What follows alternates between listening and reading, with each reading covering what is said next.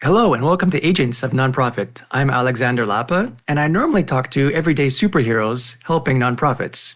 But today, because it's the first episode of a new year, I like to have a very special guest, a personal guest. Last year was my dad. We talked a bit about how he started working with nonprofits, and the year before was with my nephew, Sammy, who was 13 at the time, and I tried to explain to him what is a CRM. This year, I've got my niece, Ruby. Say hello, Ruby. Hi. So Ruby's in the same room as me, and we decided to have a quick chat.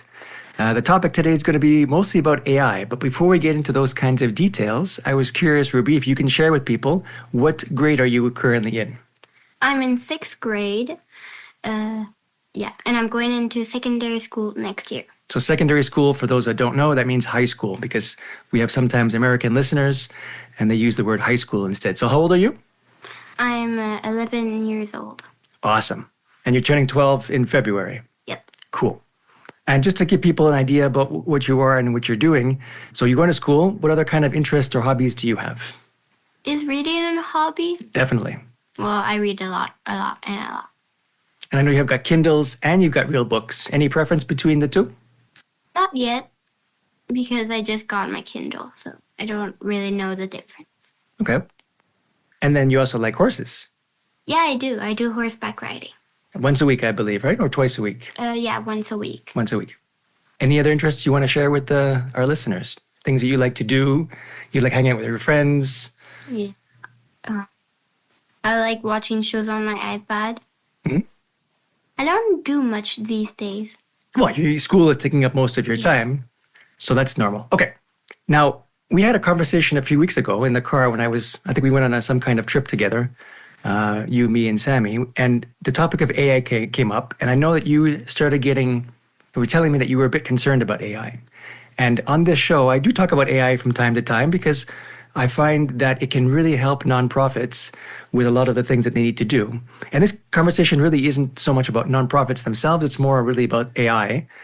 And you told me you were worried. So could you explain, what are you worried about when it comes to AI? If I say AI to you, like AI is coming, what is your first reaction?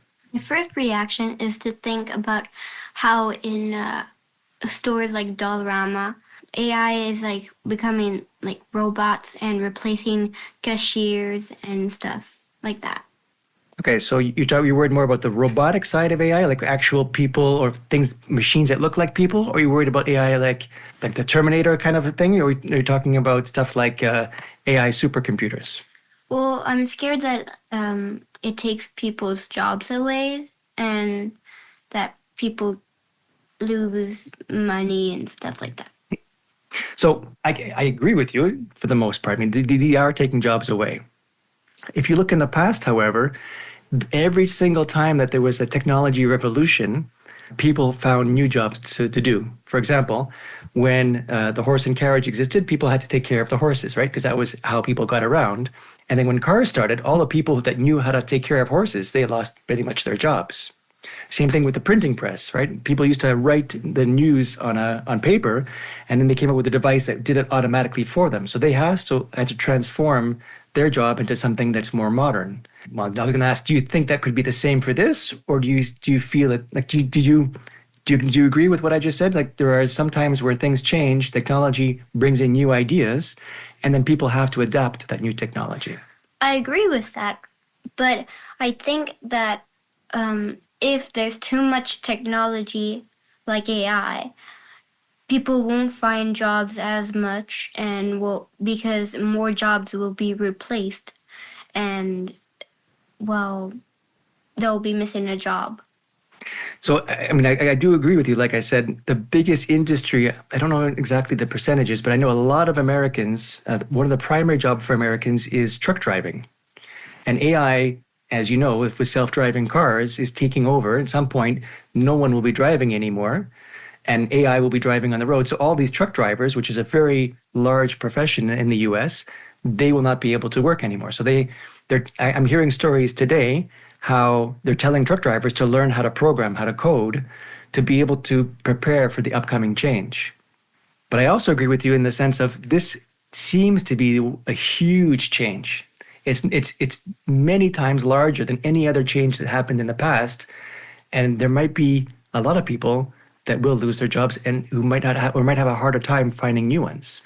Yeah, and well, AI is trained by humans, so that is a job. That's a good job. But then AI might start replacing making stories and replacing people writing books. And well, there's a lot of authors in the world, so then most authors also have a second job, I think. And well, so they'll still get money, but if they start being replaced by AI, well then they'll lose one part of their job that gives them money. Let's talk about reading. That's actually a really good example, and it's very close to your interests as well. What to you would be the real difference? Like if you were reading a book and you really liked it, but you learned that the author was an AI and it wasn't a human, would that change your perception of the book if you really enjoy the book, like I said? Well, if I really enjoy the book, well then I still really like the book. Just I might be a little bit bummed about learning that it isn't a real human that had the imagination to do that. And it was instead a robot. Do you think that makes the book less valuable? No, not exactly. But sometimes it might just feel a little bit like it doesn't mean that the person it's not a person, so it's not a human. So it's not like, oh, that human has a very good writing. What about the fact if the AI is able to come up with an idea that we never thought of before, like a new idea, and it opens up new possibilities of discovery and topics in books? Well, that's great. And that would also give a chance for human authors. Okay. So there's, I mean, it sounds like it's not all bad in your opinion. There are some, I think what we were trying to get at, and if this is my interpretation, as long as there's some kind of balance, right? Like today, AIs are mostly tools. We still have control over them, hopefully, as of this recording. But the idea is that they're tools to help our lives to a certain extent. I guess you're worried about the future, the near future, that what happens if it goes too far? Yeah. And also, I'm not sure about this, but does AI, because sometimes it might be a robot made stuff, maybe it will pollute a little bit more just for the making of it. So that would pollute a little bit more. And we're already having climate change, and that's not great. Like here in Canada, last Christmas we didn't have a lot of snow, and we have less snow this year and everything. So you're worried about just the fact that it takes energy to make these AIs that's contributing toward climate change? Yeah. Okay. Yeah, climate change is a whole different topic. Let's not go too far into that one because that we could have another podcast entirely on it. But I get what you're trying to say. There is a negative impact to the environment. Any other concerns you have besides taking people's jobs? Like because I might have a curious question for you. Like today, people still find a lot of purpose with their work, right? But a lot of people work not because they want to or they're enjoying what they're doing. It's because they have to work. They have to put food on the table. So they might take jobs they don't actually like. What would be, in your opinion, a world, how would, let me make sure I phrase this properly. Let's imagine a world where AI is able to take care of some of these tasks where we don't have to worry about some basic stuff, like, preparing a few things here and there, where we don't have to have a job just to have a job. We can choose a job that makes us happy, that makes us satisfied. And maybe we have a way of getting money from, let's say, the government or it's from the government that allows us to take care of our basic necessities. Like if you could choose if people could choose what they wanted to do, not based out of necessity, but based out of passion, and AI is able to take care of the rest, what do you think about that? Well, that's awesome for the people that their passion is whatever. Just maybe there wouldn't be room enough for people's passions, and that's horrible, but sometimes like jobs can't take more people because maybe they have problems with money or stuff like that. Yeah, it was exactly my point. Let's just take the writing example you said. If there's a lot of AI writers and then Human writers are there's less of them, or there's no reason to write, but it's a passion of yours. If you're able to do that full time, because let's say your basic needs are taken care of, right? You have a roof over your head, you got food on the table, you know, your basic needs are taken care of. Now you can choose whatever it is you want to do. You can choose to write, even if no one reads what you're doing, but it's something you enjoy doing as a practice. Yeah, like a hobby. Not Exactly. Everything becomes a hobby now as opposed to work to put food on the table.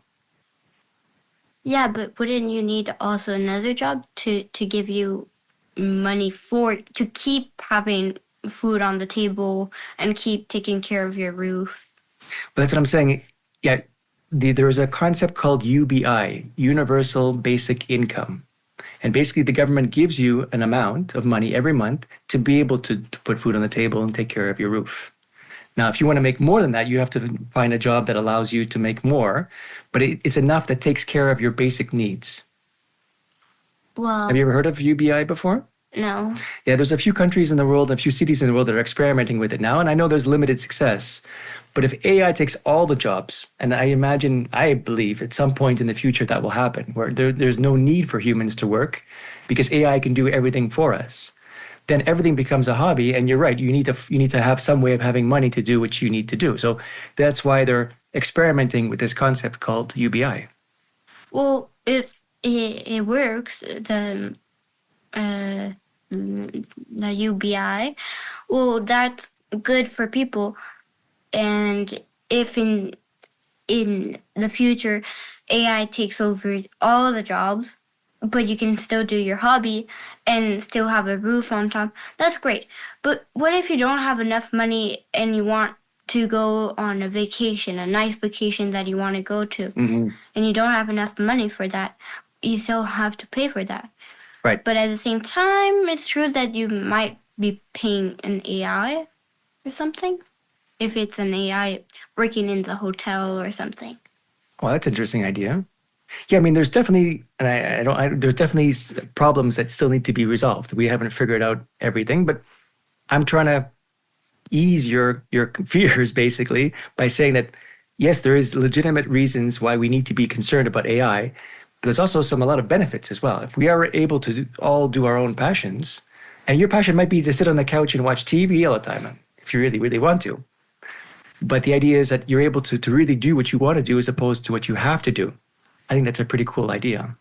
It is, but to do that, I think that AI would have to take over all the jobs, and you can do your hobby, Hmm. whatever it is. And well, then if there's no jobs, you have to do. Well, then money isn't necessary anymore. Why have money if you can't? You don't need to work to get that money. I've been watching a lot of YouTube videos recently about Star Trek. I don't know if you ever watched any TV shows about Star Trek. I did the new season or something with my parents. Cool.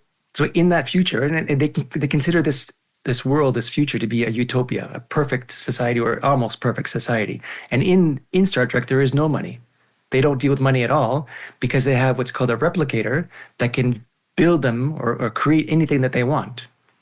And instead of money, the currency is your reputation.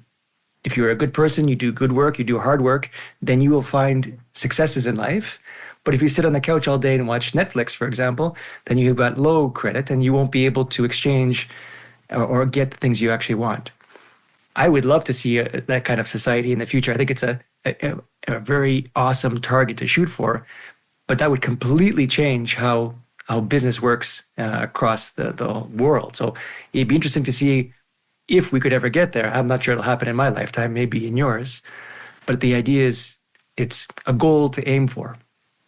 Yeah, but what comes with all of this is more philosophy. Philosophical? Yeah, a lot of things you think about, but you don't know the answer to it, Hmm. like philosophy, and so you can never know exactly what would happen or what's happening, stuff like that. Like we still don't know how big is the whole universe. We don't know stuff, and that's kind of annoying sometimes because then you're just asking yourself in bed, oh, what is the answer to this? But you don't have one. I'm really excited to see how curious you are because that's an important character trait. And I think we've discovered a lot. People have discovered a lot over the last, thousands of years. There's a lot more to discover. Part of the adventure, part of the excitement is not knowing the answer, but working towards it. Like if we knew all the answers, I know this is getting a bit off topic now about AI, but if we knew all the answers to all the questions of life, wouldn't life get boring? Yeah, it would. But what if a question really, really bothers you and you're just asking that question all the time? It gets pretty annoying to not know the answer. That's true. Like, I ask myself sometimes the question for about the Big Bang, how how did the Big Bang come? A lot of people uh, have some ideas. They think about something, but how did that thing come? How did that make something into a whole new thing? How did that happen? Even though we have some answers about that, it's not complete. And that question keeps popping in my head. So that's again a whole conversation we can get into that's not quite about AI, but it would be interesting to see if AI can help us answer these questions, because AI has been already proven to help with healthcare, for example. An AI can look at a scan of a person, of a health, like an X-ray scan, and help identify problems in the body before humans can.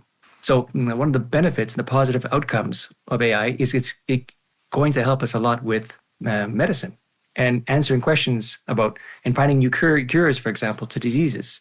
So hopefully at one point it can help us answer some of the fundamental questions of life, like the origin of the universe. Yeah, but now another question popped up Mm-hmm. in my brain. How would AI do that if we're the one getting the information in? So we programmed the AI to be able to scan very quickly the body or to see what's going on. So we programmed that. But how do we program AI to know the answer to whatever is going on about the universe? So the short answer is we don't technically program it, because the difference between AI and programs is the program, a developer or a team of developers built an algorithm, right? Something that says, if this, then do this. If this, do that. If this, do this, else do this. It's a logical algorithm that has a mathematical formula that people had to decide first and then type it into the computer to say, when you come across A, do this. When you come across B, do this. With an AI, that's not what they do. In AI, for example, they give the computer like millions or billions of pictures of cats or dogs, because you like dogs. Gives them billions and billions of pictures of dogs, and let's say cats as well. And then they show the AI a brand new picture they've never seen before, and the AI is able to determine if it's a dog or a cat. It trained itself to learn what to look for to be able to identify a dog or a cat. We didn't tell it what to look for. So the end result is that nobody knows. The developers who built the AI don't actually know how it got to the answer. So there's always going to be that gap. That's the beauty or the magic of AI, is that there's always a gap. And at some point in time, people are predicting that AI will become equally intelligent as we are. And then once that happens, it'll be able to create another version of itself that's even more intelligent than it, and another version, until we get to something called ASI, artificial superintelligence, which is an intelligence we can't even conceive of because it's more intelligent than it. If we were as intelligent as it, we would know what it is, but we are something that's beyond our knowledge. So we're hoping that that kind of AI will help us with these kinds of questions. I know that was a lot of information. Yeah, it is. And it makes me think about how will that give us, it will answer our questions, but will it actually give us maybe joy? And like, if everywhere we go, we just see a robot And instead, like people, let's say people stay in their house just because they don't need to get out. Mm-hmm. Then um everywhere you go, you could maybe see a robot, and you'll be just like, but where's all the humans? Mm-hmm. It's like if the robots, AI, took over the planet in a way, and it was our fault, and we just see that, and we stop connecting to people. We stop having society. That's actually a really awesome point. And there have been movies in about this and TV shows about this where we start plugging into a virtual reality because that becomes more interesting than real reality. If you ever seen, have you seen the movie Ready Player One? No. Okay, I mean, we'll watch it together one day. And it's basically in the future where life is boring because everything is run by, in this case, corporations. And there's one game that basically everybody plays, and it's multiple worlds, and you can decide your avatar, what you look like, and you can go to different planets and stuff like that. That's one way to explore the world. But you're right, we're losing the human connection. Maybe another possibility would be that we use AI to take care of all the crappy parts, and then we spend more time in nature, and we spend more time camping and campfires and like more old schools, like traditional people, like back in the day, and have more stronger connections with people because that all of a sudden becomes more valuable because there's almost nothing else to do. Like there's no reason. Like imagine if I had all the time not to have to go to work.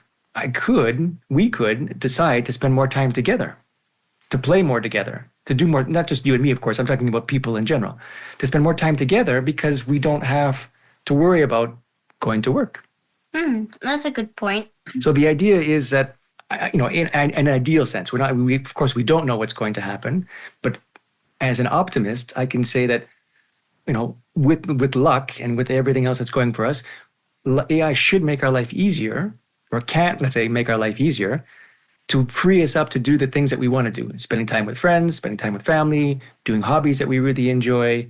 So we don't have to worry about, and it's a fundamental change, that's for sure. Things are going to change, and some people won't be ready for it. Some people will reject it. So it's a big thing. And I think you're going to see this definitely in your lifetime. Hopefully I'll see this in my lifetime because I'm really curious about it. Go ahead. So, but what if you did like in a week? Because you didn't have to go anywhere specific. Mm-hmm. You didn't have to go to the store. You could do something else.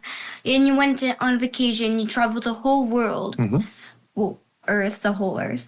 Well, what else is there to do? You might find yourself lost because then you wouldn't know. You would love people, and you would love your family or friends and stuff like that. But then maybe at some point you're gonna find that why I'm happy and that you're happy, but you don't know what's the point in being here if there's no point in life. You did everything. What are left to you do? supposed to do? What's left to do? You don't have anything else to do in your life, and that could lead a little bit to depression and stuff like that. This is definitely a fundamental question. What does it take for us to be happy? What does happiness mean to us, to people? I don't know the answer to that question because I think the answer is different for every single person. But what I would say is, I don't think it's based on what you do. Like if you're basing your life on just working, if you base who you are in your life on your work, to me, that's not something that's going to be very happy. Like I would rather spend time on doing things I really want to do as opposed to things I have to do. So yes, I'll have to maybe re-identify what that is and how I want to spend my time and what gives me joy and a new type of purpose. But I would hate to hear from people who say their only source of identity is their work. I agree about that. But yeah, it would be bad if somebody just based their whole life on work, because then if work gives you happiness and you don't like doing anything else, okay, good for you. But if you're doing your work because you have to or you want to, but what if you're not working because of all the AI stuff. Mm-hmm. And well, you spend a lot of time with your family, Mm-hmm. and you did stuff that you wanted to do with your friends or whoever. And but at one point you might start getting bored because you won't know what to do next. Maybe you'll redo something, but then you'll get bored of that because your mind grows bigger each day, and you always learn something new. But then at one point you might tell yourself, there's nothing else to do. There's nothing else to learn that except the stuff I can't learn. So there's an expression, and I don't remember it exactly, but something about an idle mind. The idea is that when we're bored, we will invent things. And we almost have to be bored to invent things. Like if you were, I'll give you a good example, right? If you're sitting at home and you're just sitting there on the couch and you're not doing anything, right? You're not looking at the TV, you're not on your phone or your iPad or a Kindle, you're just sitting there. Your brain will start coming up with all kinds of ideas. Things will pop into your head. But if you're sitting there and you've got your book or you're watching TV or your iPad or whatever, your brain is active because you're looking at these things. You've trained or you're focusing your attention on this one thing. It's by being bored that all of a sudden new ideas come up. So maybe when we're bored in this kind of situation that you're talking about, we'll invent new things that we haven't thought about yet because we'll be just so bored we almost have to. It's in our nature to create things when we're bored. That's nice. There's actually there's this, again, I'm not, the studies were not, people who are in, I was gonna say echo chambers. There's sometimes you can sleep in a place where you're in water and you hear like no noise. And people constantly claim that they hallucinate. They see things, they imagine things that are not real, as if they took some kind of drug. Their brain becomes super active at that point to compensate for the lack of stimulus that they have. So we know that the boredom is actually a good thing. People actually encourage you to be bored because you will think of things that you didn't think of before. Yeah, but sometimes if you get too much in your imagination, maybe you'll start thinking that some stuff isn't real or some stuff are real that aren't supposed to be like that. Mm-hmm. It's not. You start to think you're in a whole different world than you are, and you lose reality. It's good to have some imagination and not to and to have and to imagine stuff. Well, yeah, imagination. But then, having too much imagination and starting to just see like aliens everywhere in your planet, even though like there's no aliens for real, it starts to be a mental problem. Could be, definitely could be. But we'll have to see what happens when we get there. Anything more you want to share with our audience before we end this episode? Final thoughts? Are you a little less afraid than when we first started the conversation? Or are you more curious? Or I think I'm actually more afraid. You're more afraid now than when we started? Yeah. Oh, no. So that was the opposite effect that I was hoping for.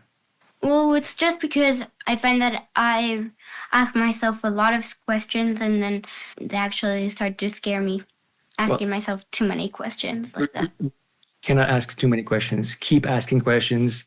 Being curious is really important, and I totally respect you for it. Thank you. All right, Ruby, we'll end it here then. Thank you so much for your time today. It was really a pleasure to talk to you. Welcome.